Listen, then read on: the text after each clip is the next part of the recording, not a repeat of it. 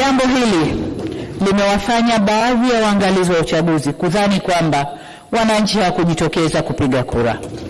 Mheshimiwa Spika, pamoja na kuwa uchaguzi ulifanyika, kulitokeza vurugu za uvunjifu wa amani ambao ulisababisha uharibifu wa mali, kupoteza maisha na kuhatarisha usalama wa nchi. Tunapoenda mbele, ni wasihi sana wa Tanzania tuongozwe na dhamira ya maelewano, ushirikishwaji, kujirekebisha na umoja. Kwa wanangu vijana wa taifa hili la Tanzania, niseme kuwa nchi hii imejengwa kwenye misingi ya amani na utulivu wa kisiasa. Sisi wazazi wenu tungeshawishika kufanya mlioyafanya wakati huu, nchi hii isingekuwa na neema na maendeleo mnayoyaona leo.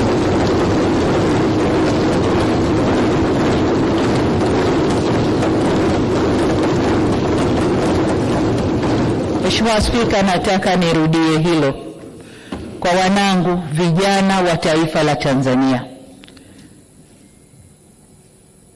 Sisi wazazi wenu, kama tungeyafanya mlioyafanya nyinyi, nchi hii isingekuwa na neema na maendeleo mnayoyaona leo.